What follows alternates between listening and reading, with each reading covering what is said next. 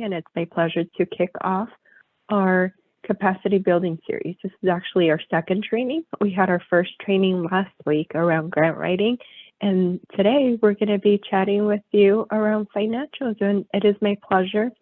I'm going to stop sharing to introduce you to Christine Sullivan, who is in our finance team. And Christine, take it away.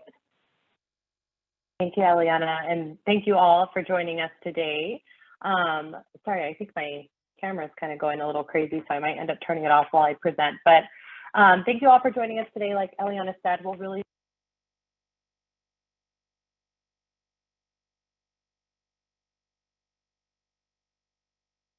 I think we lost you, CJ.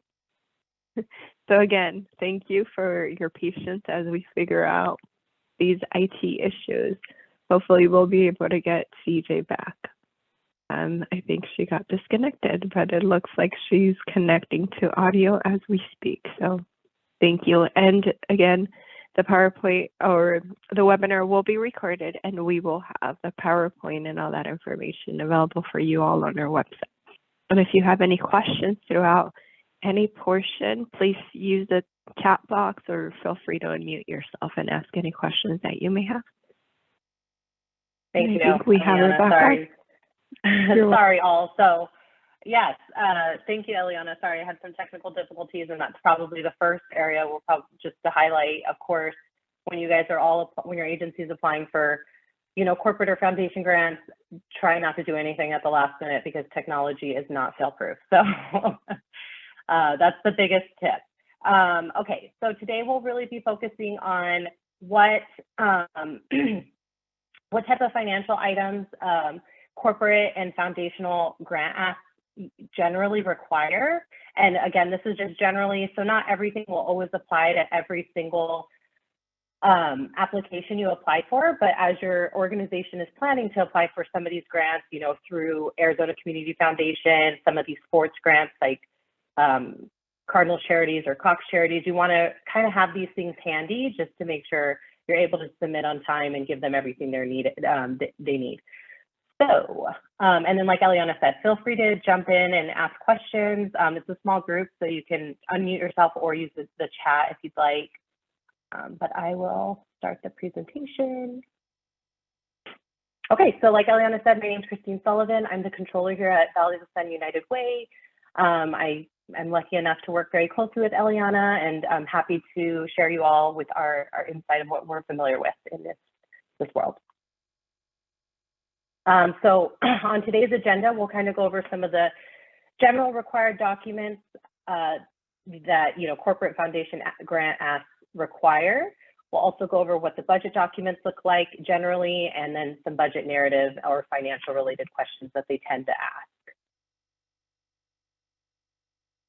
So these general required documents, they usually are required when you apply, so try to have them readily available. And again, this isn't for every application, but for most. So the first and probably most important is your prior year audited financial statements.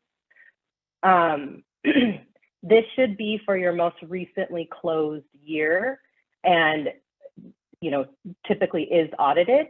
So you don't want to send a draft if it's not audited and it's time to apply, then you'll want to send the year prior. Depending on what your financial statements results are, so if you have a finding or you have what's considered a modified opinion, your auditor may publish you a management letter, which includes kind of like a corrective action plan or areas of improvement that they're looking for.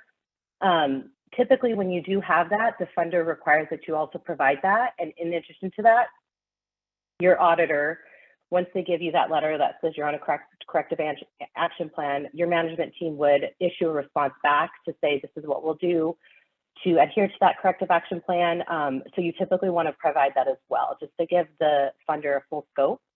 Now, funders understand that not every agency gets their financial statements actually audited from a CPA or an auditing firm. So if that doesn't apply to your agency, you'll want to submit an annual report. Again, this should be for your most recently closed year. It should be for a 1-year period, so a full 12 months. And you'll want to, there's no required template for that. You'll want to produce whatever is best for your agency and what your agency can commit to. But I strongly encourage that it includes at least a balance sheet so they can see your assets and liabilities, and a profit and loss statement so they can see your annual revenue compared to your annual expenditures. Another form that's required is your 990 typically. You know, there's various versions of the 990 depending on what your organization qualifies for. So they'll accept all versions. You'll want to submit your filed 990, again, not a draft. And then they usually require your 501c determination letter, whichever 501c3, 501c4, whichever applies to your organization. So these are things you want to have just readily available as you're applying to not delay the process. They're usually issued way in advance, so not something that you should be having to produce for the grant request. So you want to work with your finance team if they're not on the line to get these. The next document that a lot of funders are now requiring, which is interesting, is your W-9. This is usually to pay you. So, you know, a lot of funders are requiring this now upfront to not delay the process, but this doesn't guarantee that you have been awarded. It's just kind of a check in the box so that if your agency is awarded, they can quickly send you the money to get, you know, to fund your program. So on here, I just wanted to highlight a few areas that, you know, some agencies overlook or may not update annually, and it'll kind of delay you getting paid. So of course you'll want to include,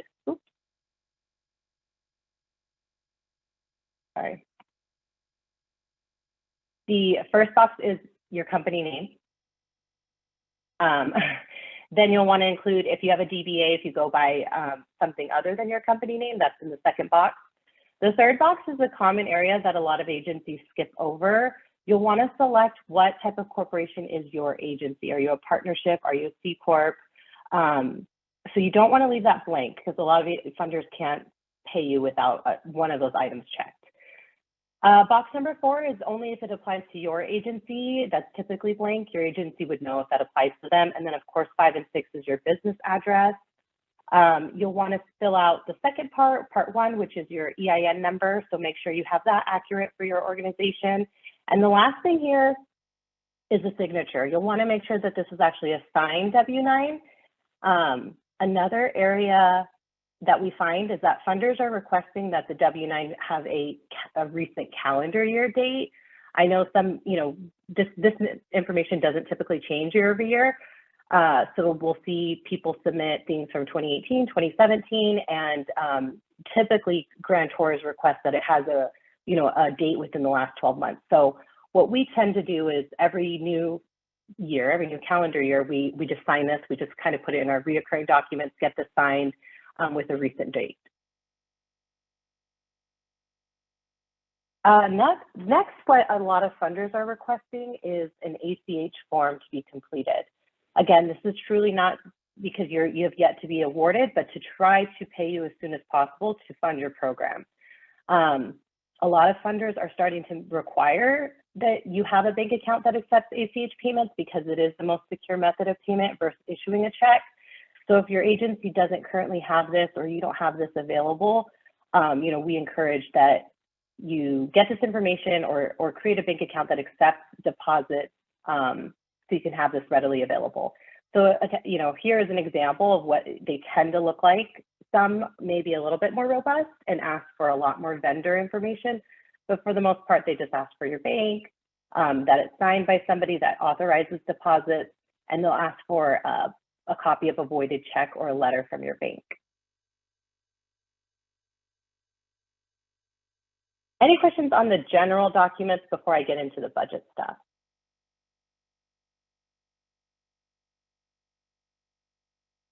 Okay. So for the budget, there's all types of requests that are all different when it comes down to a program budget. So just high level, a program budget is a budget developed specifically for the program that you are applying for. It's not, unless you're applying for a general ask for your overall organization, this is kind of a mini budget just for that specific program. You'll want to review the grant terms ahead of time before you, produce your budget. to review the allowable versus disallowable costs. You don't really want to turn in a budget that, you know, the funder has already determined things are disallowed to be included. We do recommend that you include both program revenue and program expenses, so they have a really good picture of what your organization needs to fund this program. I also encourage that you include descriptions of both your revenue and expenses, and strongly encourage if you ever fill out something that just says other, because they, you know, funders really want to know where their money is going, and you know, the budget is slightly just as important as the grant narrative itself, so you want to kind of put that same effort into the description. The last thing I recommend, just because Excel doesn't automatically do it for you, is to spell check. You know, we're all humans, so we make mistakes, but you want to really turn in, we all, you know, strive to turn in professional quality work. So just hitting that spell check button, because it's so easy to transpose a word. So on the next page, I included like a sample program budget. When you're applying for corporate and foundation grants, a lot of funders require that you fill out their own template. So if that's the case, you want to download the template and fill it out to your best ability for what fits your organization. Not every category will apply to your organization, and it's okay to put 0 if it doesn't, like I did here. And then some funders allow you to put your own template. And if I was doing my own template of this, I would probably remove anything that doesn't apply to me. Hold on, I think it's if I have, let me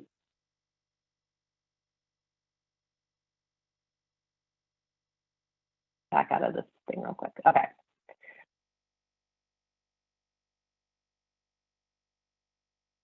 Okay, so if this was my own template, I recommend removing the zeros. You don't want more information than that's not needed. So I would have, if this was a template I created and they gave me full range, I would have, you know, just made it kind of small.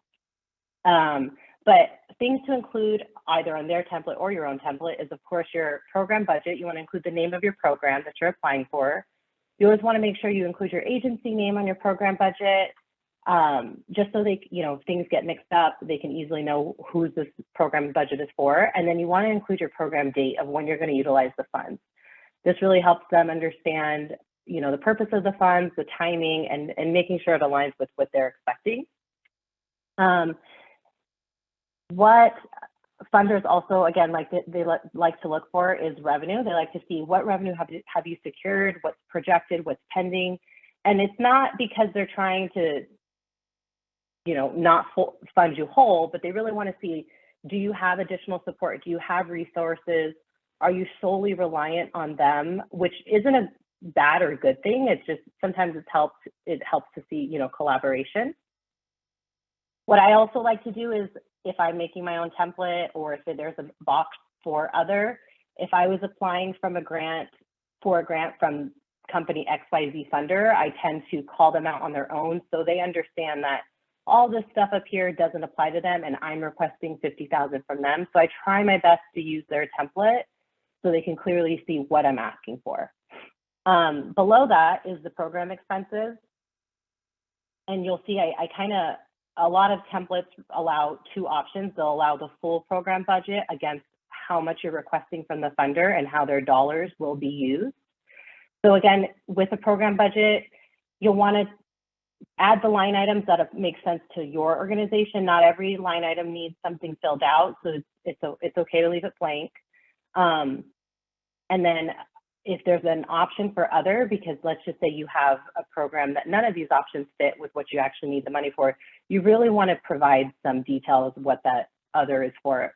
Even if it's not required, it just really helps them know where their money's going. So for this scenario, I said that I'm company sample company 123, and I'm applying for beds for my shelter.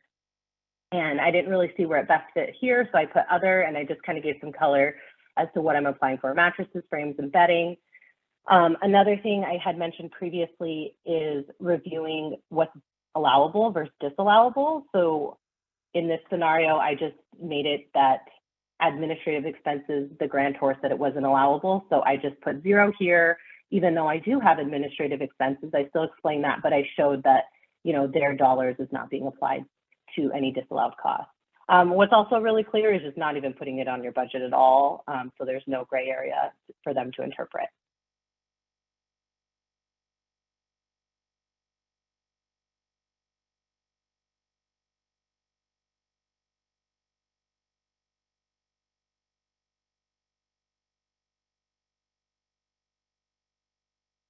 Okay, so in addition to a program budget, a lot of funders require also an organizational budget.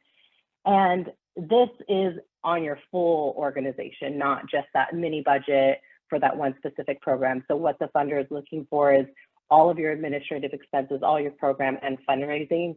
They generally also, you do want to include if you have any government revenue and expenses, so you're not really pulling that out. It should slightly kind of visually tie to your audited financial statement. So if your financial statements show, 250,000, they would kind of expect to see a budget, an organizational budget around 250,000 or 200,000 or, within reason from your prior year. So this again is usually made kind of in advance. So you want to kind of get with your team instead of having to produce it after the fact, just get an organizational budget that you can kind of repurpose for all your corporate and foundation grants throughout the year. Again, it's not always required, but it's commonly requested.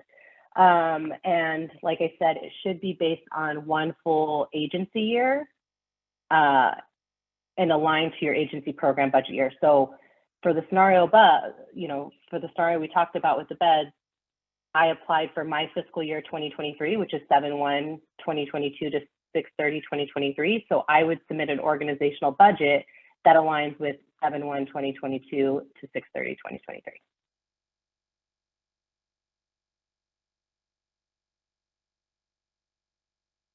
Okay, so in addition to the budget documents, a lot of funders require a budget narrative. And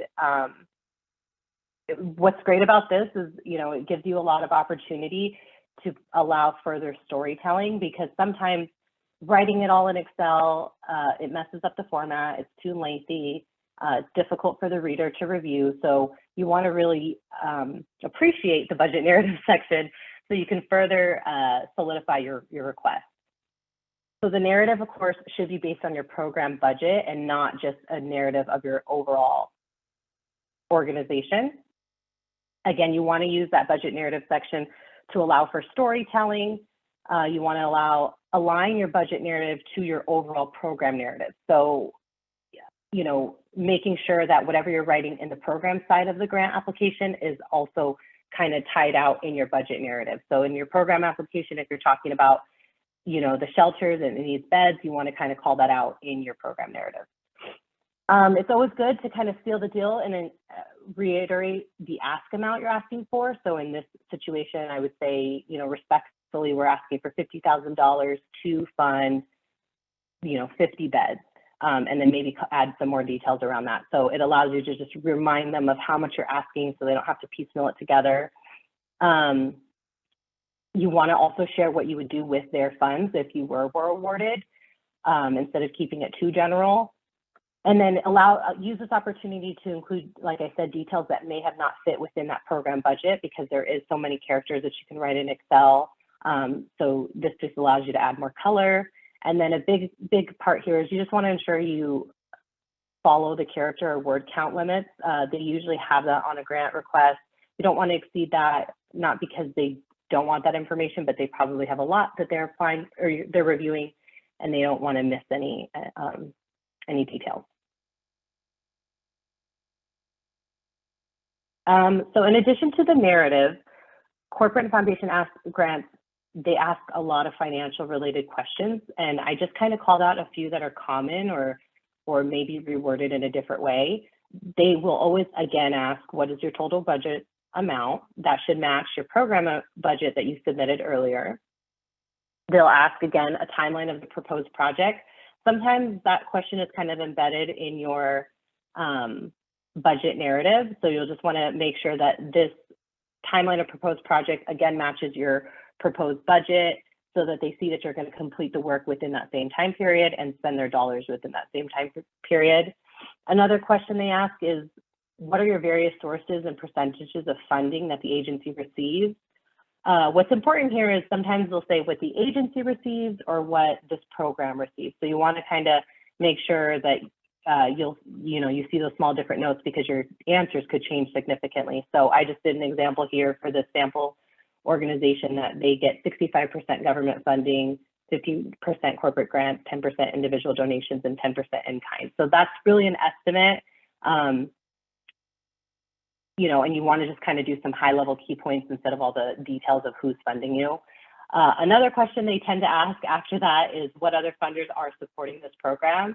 Again, it allows you to show sustainability here, collaboration with other agencies, and it allows you to show that you can kind of leverage their dollars to sustain your program or increase your program with other funders.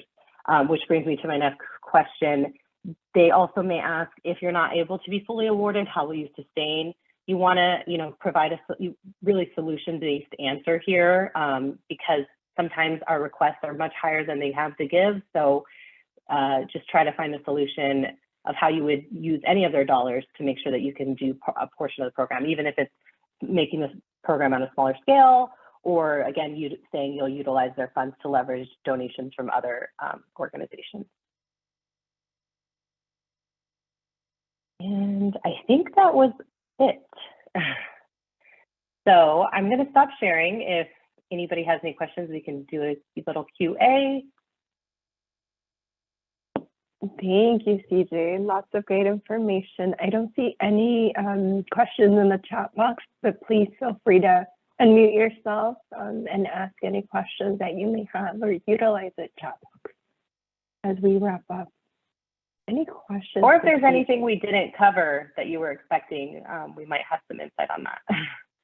I have a question on our audit. Because our audit covers our entire division, and the division covers Arizona, New Mexico, and Southern Nevada. So our audited financial statements don't necessarily reflect do you see what I'm saying? They don't reflect. Yeah. So I'm not sure if that's just like. So, yeah. Typically in your financial statements, they usually have like, what is it called? Like an allocation. So they may have a program allocation to show your organization's different regions on their statement of activities. Or there might be a footnote that your auditors include to kind of explain, we're in different regions, New Mexico, Arizona, or whatever counties. But that also gives you an opportunity to kind of disclose that in your program budget or your program budget narrative, really explaining that, because that's a good point, Kimberly, that some funders, they want their dollars to stay in Maricopa County. And if you look like you're in different regions, it could be misled, but using that budget narrative section to really reiterate that, this program is in this county or this city, these dollars will be serving these students or this population, just really allowing that budget narrative to tie back to give the funder some relief that, you're utilizing the funds as they were expecting. Thank you. We always have a little bit of we have some challenges with our budget narrative, so I appreciate it. Yeah, of course. Good question. And we did get another question in the chat box. When a grantor asks for operating budget, do they want in-kind included on top of expenses? Yeah, so we do. We typically include all types of expenses and revenue, so both our in-kind revenue and our in-kind expenses. And you definitely want to include that if your organization is heavily reliant on in-kind, because without that, it could appear that you're not able to sustain. So just to give an example, if you were a food bank, a lot of food banks require, are reliant or get a lot of food donations, and that's a lot of their revenue. So if they were to exclude that, it may look like they can't really deliver the program without those. So you want to include in-kind, any government revenue, any, all operating revenue for the most part. So yes, include all those details. Any other questions? Oh, hello. Go ahead, Jill. Oh, okay. So I guess I'm asking that question when there is just one single field and they say operating budget. And there's only one field, you get one number, no narrative, just operating budget. Yeah. I've always Yeah, wondered. so no, that's a good question. You'll still include that in total. So if it says operating budget and it's just one field, they're typically looking for just a number. So if your organization reports in-kind revenue, that is part of their budget. So for example, VSUW, you know, our operating budget, let's just say it's 20 million, and you know, $1 million of that is in kind. I would just put for operating budget 20 million to include, because I need those in kind revenues in order to meet my program expectations. So go ahead and include that. And if it is just one field, it's usually just looking for a number. So that's a good question. Right, yeah, they are looking for numbers. So basically you would add expenses plus in kinds for that operating budget, that one number, and maybe not depreciate. Yes. Well, you know, what's helpful to really kind of give you a guide is either your annual report or your financial statements. If on your financial statements, your organization reports in kind, you'll definitely want to include that in your operating revenue, because then it would kind of, again, show a big gap when they're looking at your financial statements that are 20 million versus your budget, or your operating budget, which may be significantly lower without those in kind. So usually on your financial statements, there's a line item under your revenues that say gift in kind. So if that's on your financial statements, you'll want to include all in kind revenue in your operating. Thank you. In your organizational budget. Yeah, that's great. Any other questions? We did get one other question in the chat box about whether or not we provide this training in Spanish. We currently, that wasn't in our plan, but maybe we can connect after Maria to see kind of what the need is, and we can figure something out. Anything else?